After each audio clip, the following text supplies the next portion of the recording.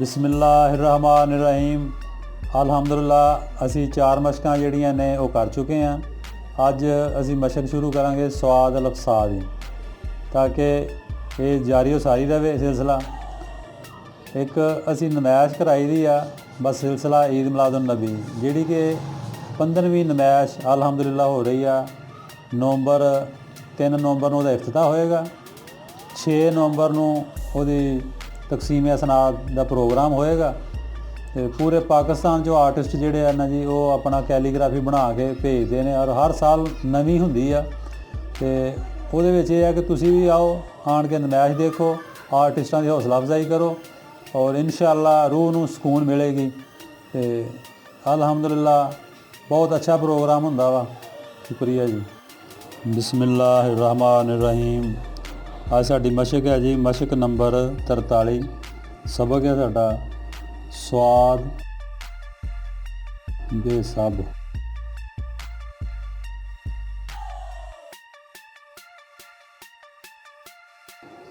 स्वाद जीम सज।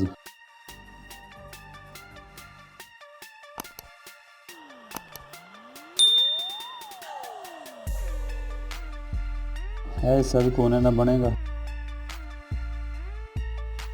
है भी कोने ना ਇਹਦਾ हाफ हिस्सा जिथे तक बनता है इतने तक, फिर इतने कलम पूरी लगेगी।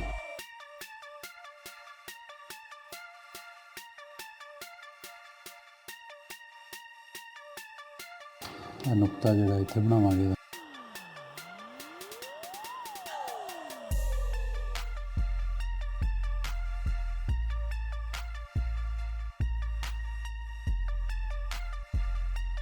इतने तक जोड़ा कोने ना ही बनेगा, इतने कलम पूरी लगेगी। ये अंदर माल्टे का बीज जिदा होंदा है वो शक्ल बनती है।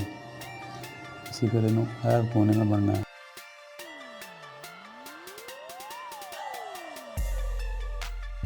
सब कोने ना ही बनेगा।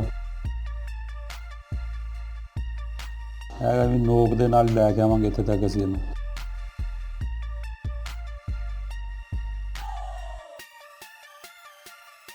जीम बन गई। नुकता भी सेंटर च बनावांगे।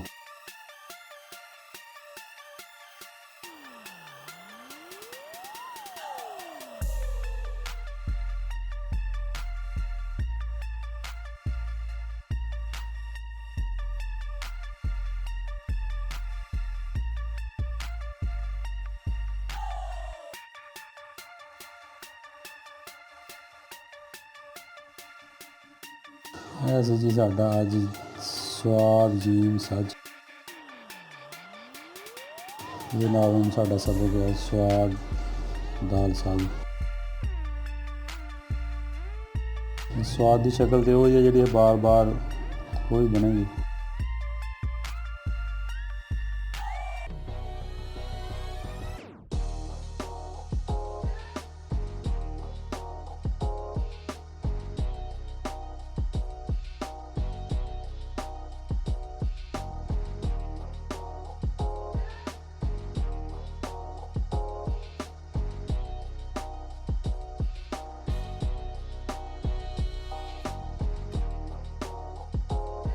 ਇਹਦਾ नीचे का कोना और इनू चैक करना होंगे कि ये बराबर रहे, इस तो ऊपर ना जाए, नीचे ना चला जाए।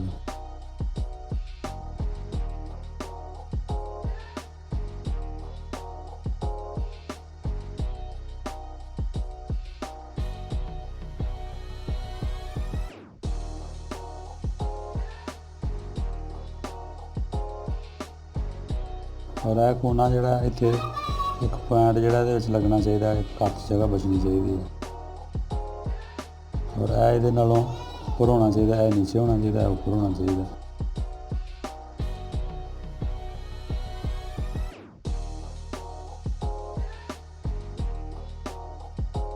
यह सी साडा अज दा सबक स्वाद दाल साद।